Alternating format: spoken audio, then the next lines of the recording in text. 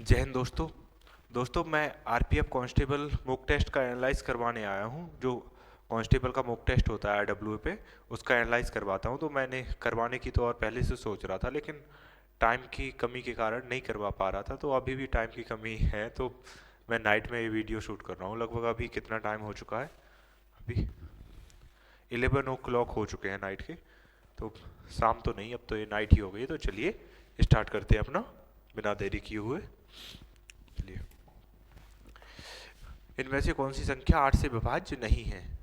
तो 8 से विभाज्य, ये बताया था आपको कि लास्ट 3 डिजिट अगर 8 से कट रहे हैं तो 8 से विभाज्य, और अगर नहीं कट रहे हैं लास्ट 3 डिजिट तो 8 से विभाज्य जो है नहीं है संख्या। अगर लास्ट 3 डिजिट नहीं कट रहे हैं तो 8 से विभाज्य नहीं है।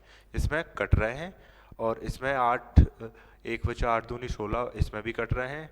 8 8 19 16 नहीं, इसमें नहीं कट रहे हैं। तो ऑप्शन सी आंसर हो जाएगा अपना। इसमें भी कट रहे हैं, तो इसका क्या आंसर हो जाएगा? Option C. चलिए नेक्स्ट देखते हैं। इसमें क्या है, यदि संख्याओं का एलसीएम जो है इतना है, ठीक है, तो दूसरी और पहली संख्या के बीच अंतर बताना है। तो दूसरी और पहली, इसका मतलब 5 और 3 के बीच अंतर। तो 5 और 3 के बीच अंतर बताना है। एलसीएम का मतलब क्या है? इन सब में भाग देने से है एलसीएम। तो ये तीनों संख्याएं क्या है? 3 5 और 7, इनके बीच में मल्टीप्लाई है, तो इनसे भाग देते हैं। तो कितने से भाग देते हैं? पहले 7 से देते हैं। 7 21, 3 सच्चों को 28, 7 पन्ना 35। फिर 5 से देते हैं, अभी 7 से काट दिया है। अब 5 से करते हैं डिवाइड इसे। 5 6 30, 4 बचा पन्ना 45, 69। क्या होगा? 69 69। और अब 3 से डिवाइड करते हैं तो 23। तो इन दोनों के बीच का अंतर कितना है? 2। और ए कितना है? एक्स की वैल्यू आई है 23। तो 23 टू या 46, तो ये अपना आंसर हो जाएगा। चलिए और देखते हैं। दुकानदारों को, ठीक है, दुकानदार द्वारा 10 और 30 दाल की 2 किस्मों का। हाँ, आपको ऐसे क्वेश्चन जो है, जो भी ऐसे क्वेश्चन आए जिनमें 3 वैल्यू दी गई हो, और एक वैल्यू छोटी, एक वैल्यू बड़ी, और एक वैल्यू मिडिल में दी गई हो, तो आप इन्हें एलिगेशन से करेंगे। तो चलिए एलिगेशन से करते हैं 10 और 30 वाली वैल्यू, क्योंकि इसमें रेशियो ही जो है पूछा है 15 kg। तो क्या आ जाएगा? हाँ ठीक है, तो कितना यहाँ आएगा? 15, और यहाँ आएगा 5, यानी कि 3:1 जो है आंसर हो जाएगा। ये रहा 3:1। चलिए और देखते हैं। इसमें क्या, एडीआई, आपको डीआई का ध्यान रखना है। डीआई में क्या है, क्वेश्चन ऐसे पूछे जाते हैं जिनका डाटा बहुत लंबा चौड़ा होता है, लेकिन आपको देखना ही नहीं है। लंबा चौड़ा डाटा देख के बच्चे डर जाते हैं और क्वेश्चन या तो छोड़ देते हैं या वो डाटा पढ़ने लगते हैं। आपको इनमें से दोनों में से एक भी काम नहीं करना है, ना ही डाटा पढ़ने लगना है, ना ही क्वेश्चन छोड़ना है। हाँ, हाल फिलहाल आप छोड़ सकते हो, बाद में सॉल्व करो, लेकिन बस यही है कि उसका पूरा डाटा नहीं पढ़ना है। मेनली ये देखो कि क्या पूछा है। तो इसमें क्या पूछा है? वर्ग सी और डी में छात्रों की संख्या का धनात्मक अंतर। तो वर्ग सी और डी में अंतर कितना है? 40, और ये कितना है? 55। तो कितना अंतर हो जाएगा? 15। तो 15 आंसर हो जाएगा। तो यदि दो समरूप त्रिभुजों के क्षेत्रफल का अनुपात इतना है तो इनकी संगत भुजाओं का, सिंपल, अगर क्षेत्रफल का अनुपात इतना है तो स्क्वायर रूट ले देंगे, तो जो है इसके इन दोनों का ही स्क्वायर रूट ले देंगे, तो इनकी भुजाओं का अनुपात आ जाएगा। तो कितना आ जाएगा? 14:25। तो कहाँ ए रहा? 14:25। कोई कार एक समान गति से 25 किलोमीटर की दूरी तय करती है, ठीक है। 8 किलोमीटर पर आवर अधिक होती उसकी चाल, तो 10 घंटे कम कर लेती, ठीक है। तो इसमें सभी ऑप्शन रख के देख लेते हैं, क्योंकि ऐसे करेंगे तो जो है ऑप्शन से ही बेटर रहेगा, क्योंकि वैसे करोगे आप तो उसमें पहले इक्वेशन बनाओगे फिर करोगे, उससे बहुत टाइम लगेगा। तो 8 से 4 प्लस 4 से 8 प्लस होके कितना हो जाएगा? ये 12, और यही ये कितना होगा? 8 प्लस होके 10.5। ये पॉइंट वाला तो छोड़ ही दो। तो 2 से ए प्लस होके 8 प्लस होके कितना हो जाएगा? 10, और ये 11, ये भी छोड़ दो, ठीक है। अब ऑप्शन 2 बचे हैं, क्योंकि ऐसे ऐसे नहीं लेने हैं जिनका डाटा जो है एग्जैक्ट नहीं है। सबसे पहले ये नहीं बोल रहा कि इनमें से आंसर नहीं हो सकता है, लेकिन मेनली आंसर 99% इन दोनों में से ही होगा। 1% चांस बनते हैं जब कि इनमें से आंसर हो, क्योंकि जो भी डाटा आंसर दिया होता है ऐसे क्वेश्चनों का। तो और आपको यही ध्यान रखना है, अक्सर जो आपको जो भी डाटा पे खेल रहे हो आप, वो डाटा बिल्कुल एक्यूरेट होना चाहिए। आप क्वेश्चन सॉल्व करते वक्त पॉइंट से नहीं डरना है बिल्कुल भी, लेकिन ऐसे उठाते वक्त पॉइंट वाला बिल्कुल भी नहीं उठाना है, क्योंकि वो आंसर बहुत ही रेयर केस में निकलेगा कि इस तरह के क्वेश्चनों में जो है वो आंसर, क्योंकि इसकी इक्वेशन करके फिर सॉल्व करके ले जाएंगे तो इतना हार्ड आंसर जो है नहीं होगा। तो कोई भी ऑप्शन रख लो, 2:10 ऐसे मान लो इसे रखते हैं। तो ए क्या है, ए जो है स्पीड का रेशियो, तो इसका फॉर्मूला क्या होता है, डी बराबर एस इंटू टी। तो यहाँ डिस्टेंस जो है कांस्टेंट है, तो ये स्पीड का रेशियो क्या है, 2:10,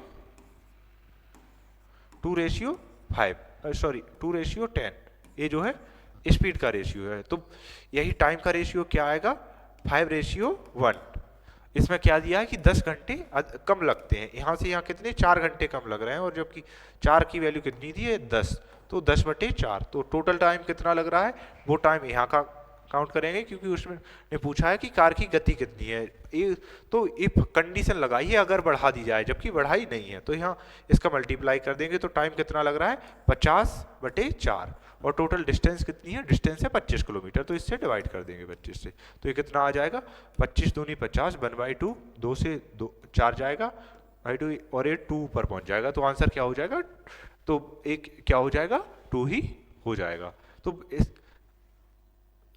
अच्छा, इसमें दूसरे तरह से, सॉरी भाइयों, एक मैं आपको जो भी मैंने बताया है ये सारा कुछ भूल जाना है, क्योंकि ये टोटली गलत बताया है मैंने, क्योंकि इसका ये ध्यान नहीं दिया है कि इसमें ये पूछा है कि गति, जो जो भी ये बताया है ये पूरी तरह से गलत है।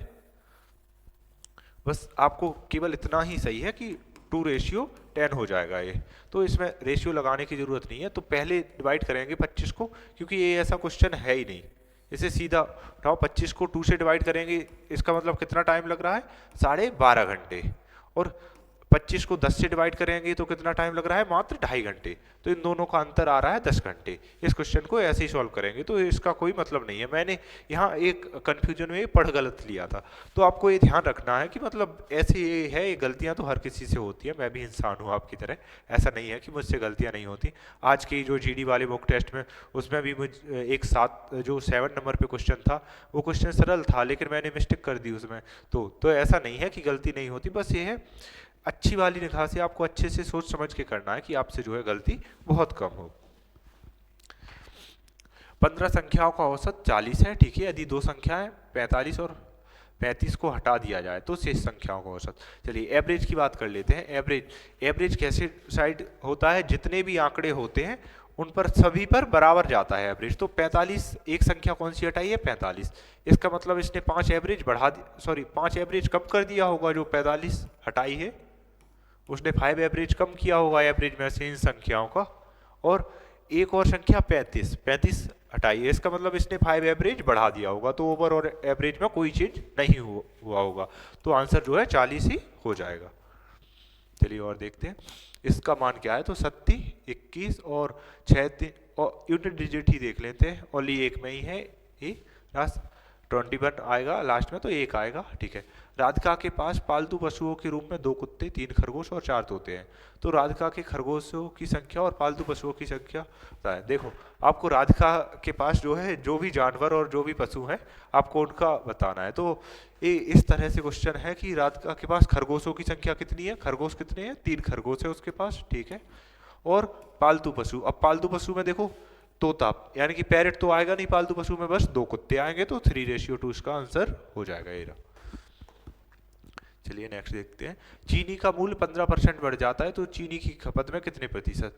15% बढ़ने का मतलब क्या है, 20 से, इसे सीधा लिखता हूं मैं, 20 से कितना हो जाता है, 20 से 23 हो जाता है। 15% बढ़ने का मतलब यही है, ठीक है।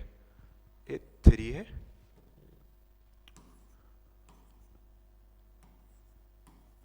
ठीक है।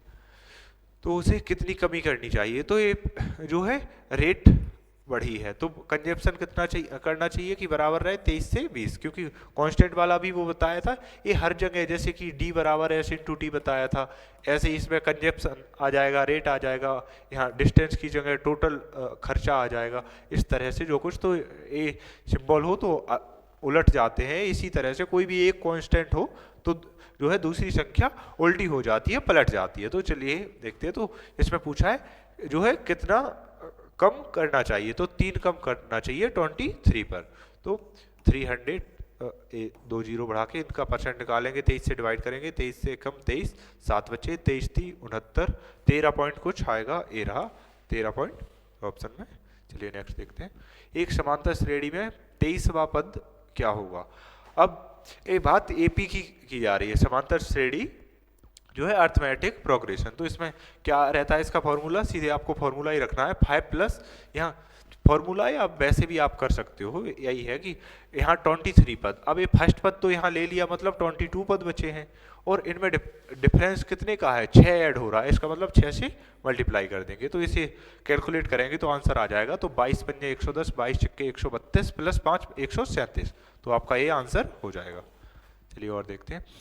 एक नाव धारा के अनुकूल 35 किलोमीटर 2 घंटे में तय करती है, ठीक है, यानी कि अनुकूल जो अनुकूल का मतलब क्या है, संग में ज़्यादा होगी स्पीड, तो अनुकूल का मतलब कितना, 17.5 घंटे में तय करती है अनुकूल, और प्रतिकूल विपरीत कितने में तय करती है, विपरीत करती है 7 घंटे में, इसका मतलब विपरीत जो है 5 की स्पीड है, और अनुकूल तो इन दोनों को मिला के क्या आएगी, क्या पूछा है, शांत जल में नाव की चाल, तो इन दोनों को बस ऐड करके डिवाइड कर देना है, तो नाव की चाल आ जाएगी, कितना आ जाएगा 22.5 और 11 दशमलव कुछ आ जाएगा, 11.825। चलिए, दो बेलनों की त्रिज्याओं का अनुपात इतना है और उनकी ऊंचाइयों का अनुपात इतना है, तो उनके आयतनों का अनुपात। अब इसमें वॉल्यूम पूछा है, तो पहले तो आपको बेलन का जो है वॉल्यूम का फॉर्मूला, और फॉर्मूला ज़्यादा नहीं है एडवांस में, आपने मतलब ये सोच रखा है कि जिस किसी ने भी सोचा है, अधिकांशतः बच्चों में ये भ्रम भी है कि एडवांस जो है बहुत हार्ड है।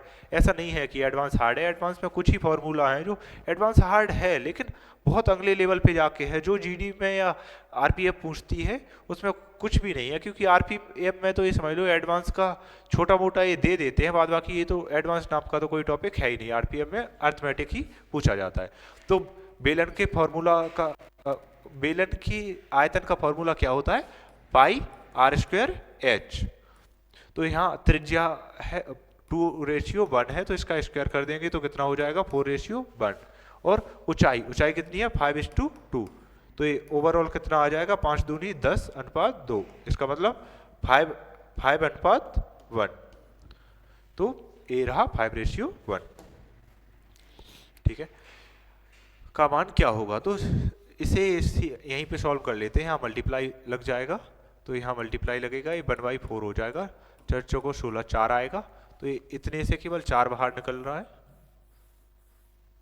इतने से केवल 4 बाहर निकल रहा है, यहाँ से क्या आएगा 24 से काट देंगे, 24 पंजे 120 और 50 और 4 54 आंसर हो जाएगा इसका। चलिए और देखते हैं। 35 आदमी एक काम को 6 दिनों में पूरा कर सकते हैं, तो 7 आदमी उसी काम का आधा हिस्सा कितने दिनों में पूरा करेंगे।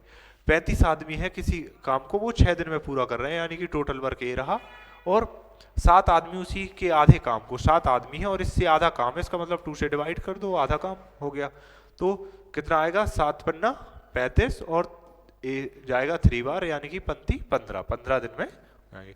आपको जो है टेस्ट में या पेपर में क्वेश्चन ऐसे ही सॉल्व करने हैं, इस तरह से नहीं कि मतलब हवाई चल रहा है कि आप पूरा किए जा रहे हो और वो कि फालतू का दिमाग लगा रहे हो, जिसमें नहीं लगाना है दिमाग मत लगाओ, और जो ऑप्शन से हो रहा है, जो लंबे क्वेश्चन है उन्हें ऑप्शन से देख लो, या फिर कोई क्वेश्चन ऐसा है जिसकी लैंग्वेज बड़ी है उसे ऐसे देखो कि सीधे आंसर निकालना है, सॉल्व भी नहीं करना है।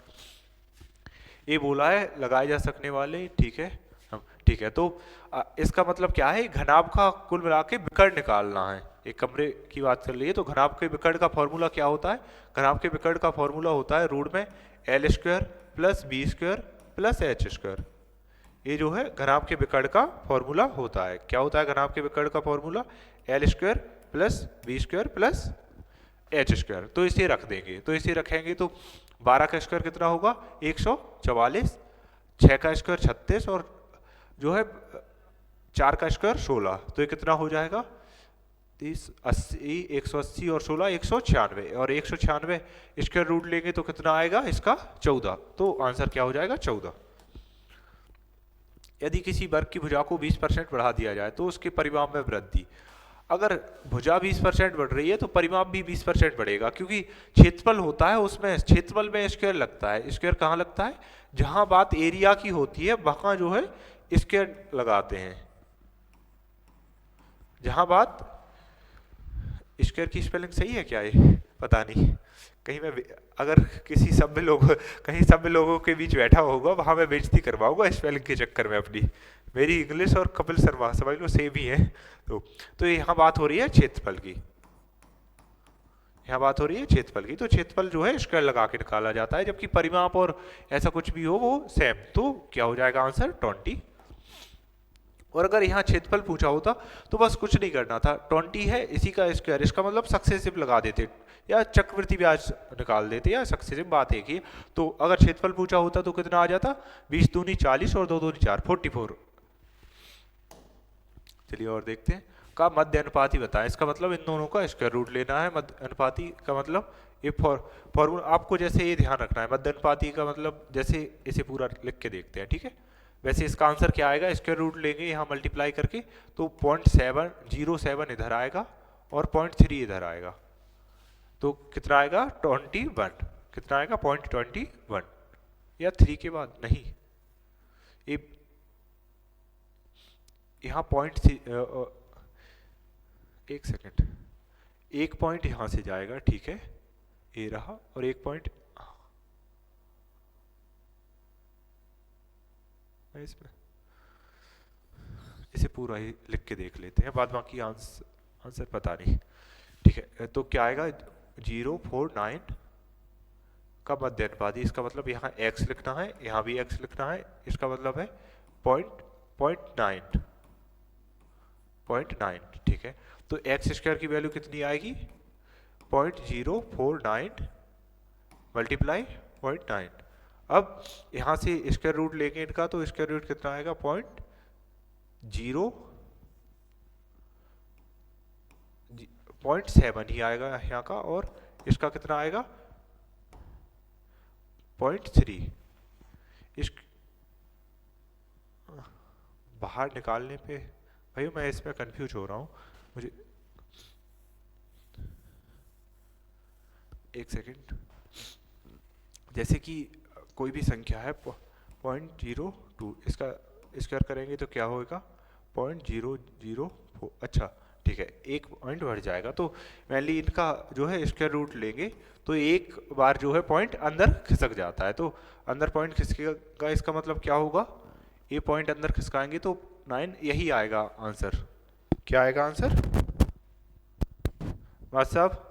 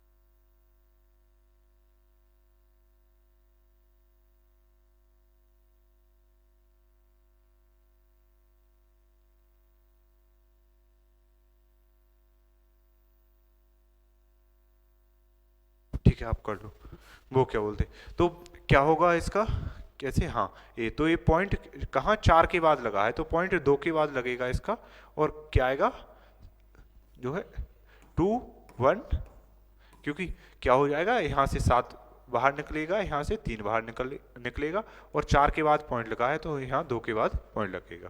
चलिए और देख बॉयज, हाँ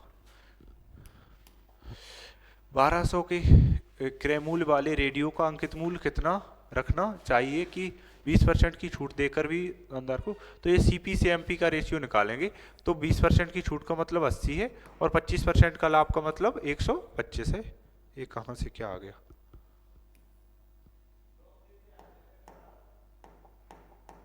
हाँ तो ये 125, ठीक है। तो ये सीपी से एमपी का रेशियो है। अब इन्होंने दिया क्या है, इन्होंने दिया है यहाँ सीपी दिया है, सीपी कितना दिया है 1200, तो इससे डिवाइड करेंगे 1200 को 80, तो कितनी बार जाएगा ये 8 एकम 8, 4 8 5 40 15, तो 15 का यहाँ मल्टीप्लाई कर देंगे तो वही अपना आंसर आ जाएगा। 15 5 75 हासिल 7, 15 दूनी 30, 7 15 और 3 18, 1875। तो कहाँ रहा, ये रहा 1875। एन राशियों का औसत पी है। ये आपको क्वेश्चन थोड़ा ऐसा ही दिख रहा होगा, थोड़ा सा और बड़ा किए देता हूँ इसे।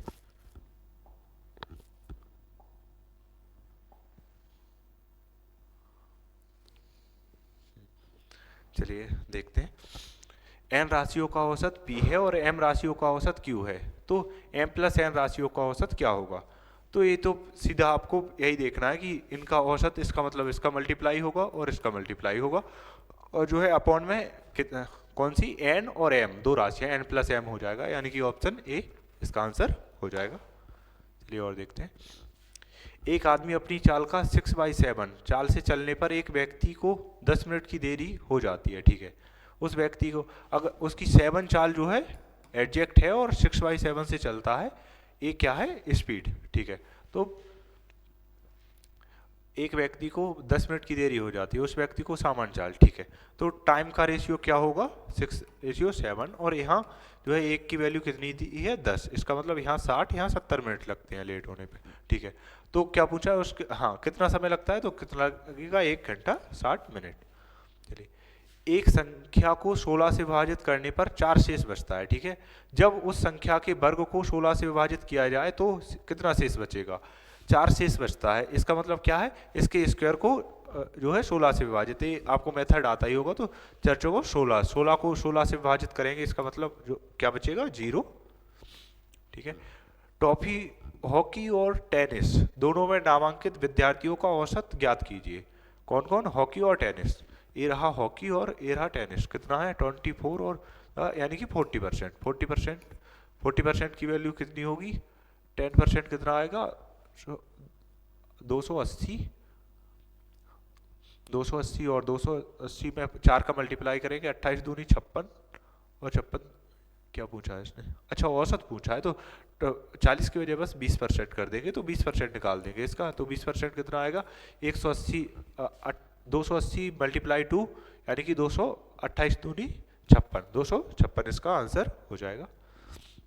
कोई भिन्न जिसका अंश उसके हर से 5 कम है, साथ ही अंश का 4 गुना हर से 1 अधिक है, तो भिन्न है। इसमें कुछ नहीं, आप बस ऑप्शन ही देख लो सीधे, क्योंकि इसके ऑप्शन ही देखोगे तभी आपको होगा, बाद बाकी आप एक्स वैक्स जो भी करना है वो करते ही रहोगे। तो जिसका अंश उसके हर से 5 कम है, तो पहले तो ये देखो अंश हर से 5 कम नहीं है, अंश हर से, हाँ इसमें है, इसमें भी है, इसमें भी है, ठीक है, ये तीनों। अब देखते हैं, अंश का 4 गुना हर से 1 अधिक है, अंश का 4 गुना हर से नहीं, ये तो होगा ही नहीं, ये भी बहुत पहुंच जाएगा। और अंश का 4 गुना, हाँ अंश का 4 गुना कितना होगा, 8, और हर से 1 अधिक हो रहा है, तो ऑप्शन डी आंसर हो जाएगा। चलिए और देखते हैं। एक वस्तु को 25% और x% की क्रमिक छूट के बाद 612 में बेचा जाता है, तो वस्तु का अंकित मूल्य 960 है, तो x का मान क्या है। अब इसमें 25% की छूट पहले ही दे दी है, तो कितना है 960, इस पर 25% की छूट पहले ही दी है, 25% का मतलब क्या है, 3/4 हो गया है, ठीक है। 3/4 का मतलब क्या है, 4 दूनी 8 और 1 चच्चों को 16, और 3 का मल्टीप्लाई करेंगे 720, यानी कि 720 रुपए में, और 612 में से बेचा गया, इसका मतलब कितने, और यानी कि 612, 712, 100 और 8, यानी कि 108, कितने, 108 रुपए का इस पे डिस्काउंट मिल गया है, कितने, 720 रुपए पे 108 रुपए का डिस्काउंट मिला है। तो ये कितना डिस्काउंट मिला है, तो इसे डिस्काउंट मिला है कितना, 72, 36 दूनी 72, 36 दिया, यानी कि 15%, तो कितना, 15%। चक्रवृद्धि ब्याज वार्षिक रूप से संयोजित होने पर 18,000 की राशि में 7% वार्षिक दर से चक्रवृद्धि ब्याज इतना है, तो समय की अवधि, ठीक है। तो पहले तो कितना, 12,700, मतलब 10% कितना निकलेगा, 1,800, 10% से भी कम है, इसका मतलब एक ही वर्ष, कितनी, 1 वर्ष। रमेश और उसकी पत्नी की आयु क्रमशः वॉइस क्लियर, रमेश और उसकी पत्नी की आयु क्रमशः 40 और 36 वर्ष है। यदि उनके बेटे और 2 बेटियों की औसत आयु 13 वर्ष है, ठीक है, कितने बेटे और 2 बेटियों, 13 थी 39, इसका मतलब तीनों की कितनी है, 39, तीनों की आयु कितनी है, 39। तो परिवार की औसत आयु बताएं, तो रमेश की कितनी है 40 और जबकि उसकी वाइफ की कितनी है 36। टोटल ऐड कर देंगे और टोटल कितनी पॉपुलेशन कितनी है 2 ये पति पत्नी और 3 के बच्चे, 3 2 5, 5 से डिवाइड करेंगे, इन्हें ऐड करेंगे तो इसे 40 मान लो, 40 मतलब कितना हो जाएगा 40 दूनी 80 प्लस 35 115, तो कितना हो जाएगा इसका आ जाएगा 23, इसका आ जाएगा 23, तो 23 है, हाँ ये रहा 23 अपना आंसर हो जाएगा। ठीक है, 14 सेंटीमीटर वाली किसी भुजा के वर्ग, हाँ वर्ग के अंदर बनाए जा सकने वाले सबसे बड़े वृत्त की परिधि क्या होगी। ये वर्ग है, इसके अंदर जो है ए स्क्वायर बना दिया, वो बना दिया मैंने आयत, ये रहा वर्ग ना सा, ये रहा वर्ग, और इसमें जो है एक वृत्त बनाया गया है। ठीक है, तो क्या पूछा है वृत्त की परिधि, तो मान लो ए कोई लाइन है तो वर्ग की चारों भुजाएं बराबर होती है, ए भी भुजा बराबर होगी वर्ग की, इसका मतलब इस भुजा के बराबर ए भुजा होगी और ये जो है वृत्त का डायमीटर होगा, इसका मतलब भुजा का आधा कर देंगे तो त्रिज्या आ जाएगी, और वर्ग की भुजा कितनी है 14, इसका मतलब 7 इसकी त्रिज्या होगी, और परिधि का फॉर्मूला क्या होता है 2 पाई आर, तो आर 7 है, पाई का मतलब 22/7 और 2 और लगाना है इसमें, तो 7 से 7 तो कितना हो जाएगा 22 दूनी 44। हाँ एक कहाँ गया कुछ पता नहीं, एक क्वेश्चन गायब है यहाँ से।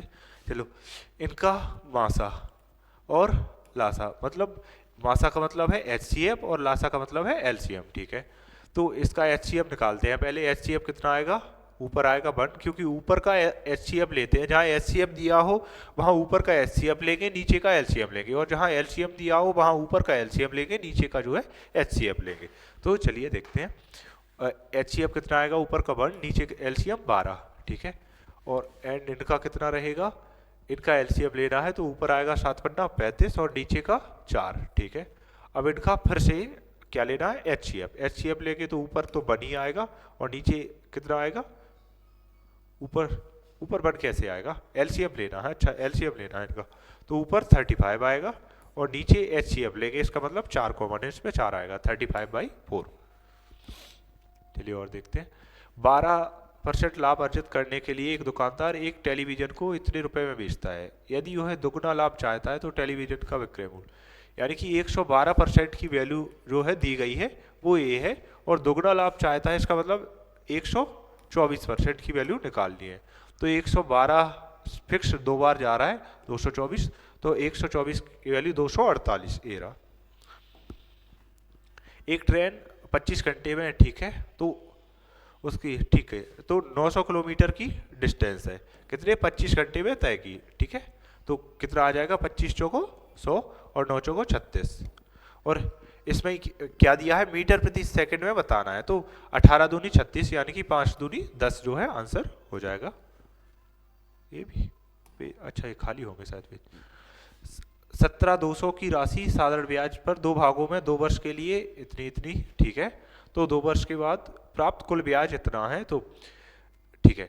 ये क्वेश्चन देखो आप 2 तरीके से कर सकते हो, लेकिन जो मैं बता रहा हूँ आपको, आप उसी से करोगे तो शायद आपके लिए बेहतर रहेगा। आप सबसे पहले ये ध्यान दो कि इसमें पूछा क्या है, 8% की राशि पूछी है, तो पहले देखते हैं कि 8% और 10%, 2% की बात की गई है, और कितनी 2 वर्ष की बात की गई है। 2 वर्ष के बाद कितनी मिली है, तो अपन जो है 1 वर्ष पे आ जाते हैं। 1 वर्ष पे इसकी आधी राशि मिली होगी, क्योंकि चक्रवृद्धि ब्याज तो सेम होता है, तो 1 वर्ष में कितनी मिलेगी, 1 वर्ष में मिलेगी 1504 रुपए। ठीक है, अब ये ध्यान देना है कि 8% का पूछा है, आपको क्या देना है कि जिसको पूछा हो आपको उसे छोड़ देना है।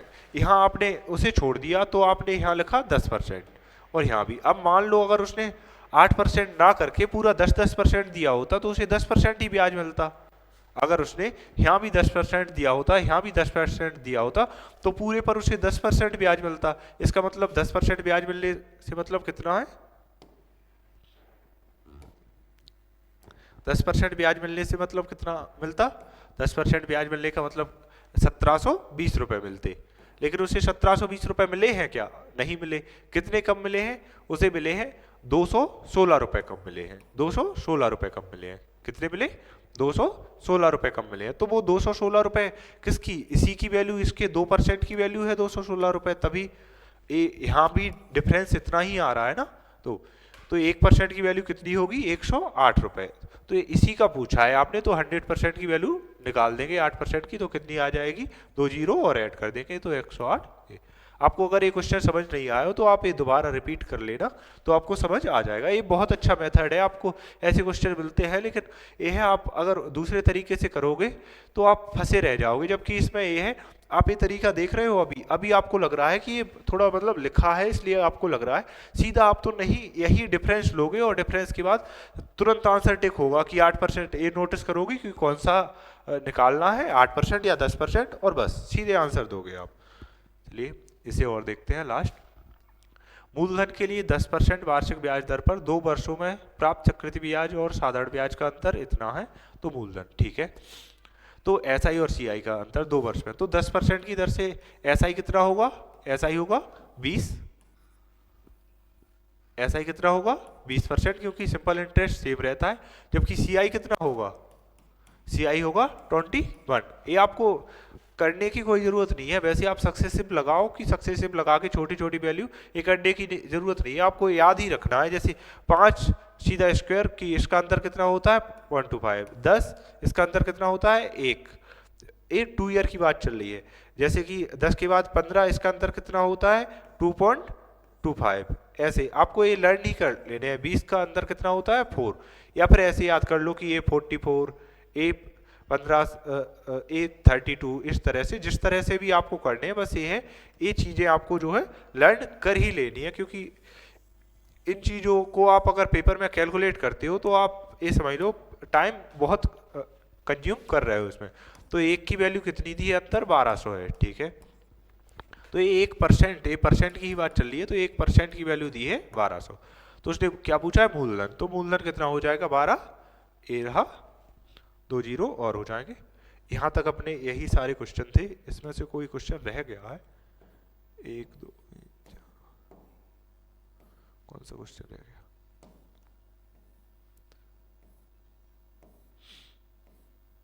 कोई, हाँ ए थर्ड, और ये भाई इनमें से कुछ क्वेश्चन रह गए हैं, एक आध दो क्वेश्चन मुझे पता नहीं है कौन कौन से रह गए हैं।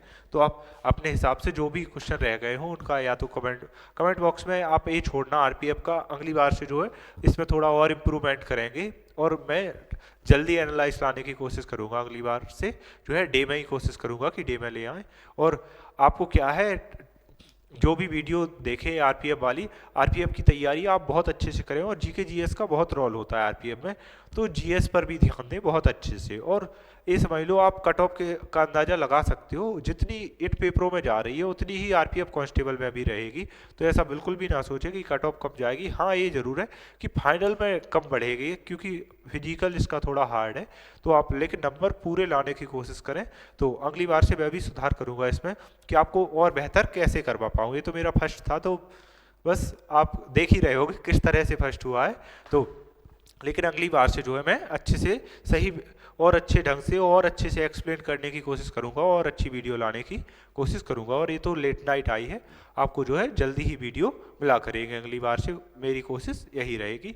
और कल से हो सकता है आपको जो है एक बैच भी, जिसका मैंने अभी वो जीडी वाले टेस्ट में अनाउंस किया था कि एक शाम को छोटा सा प्रैक्टिस बैच जिसमें पीवाईक्यू ही होंगे, तो वो बैच आप जो है ज्वाइन कर सकते हो शाम को। ज्वाइन करने से मतलब ये है कि जितने बजे भी टाइम डिसाइड हो, वीडियो डालूंगा मैं, तो आप वीडियो देख सकते हो। उसे थोड़े दिनों के बाद जैसे मेरी हैबिट में आ जाएगा, फिर उसे भी यहाँ मैं पीसी से भी करना सीख जाऊंगा, तो फिर लाइव ही कर दिया करेंगे उसे। तो फिर जो है आपके कमेंट भी रीड हो जाया करेंगे। तो चलिए दोस्तों, आप अपना कमेंट बॉक्स में आंसर भी छोड़ देना, तो कितना रहा है आपका आरपीएफ में स्कोर आज का। तो चलिए दोस्तों, जय हिंद, खत्म करते हैं।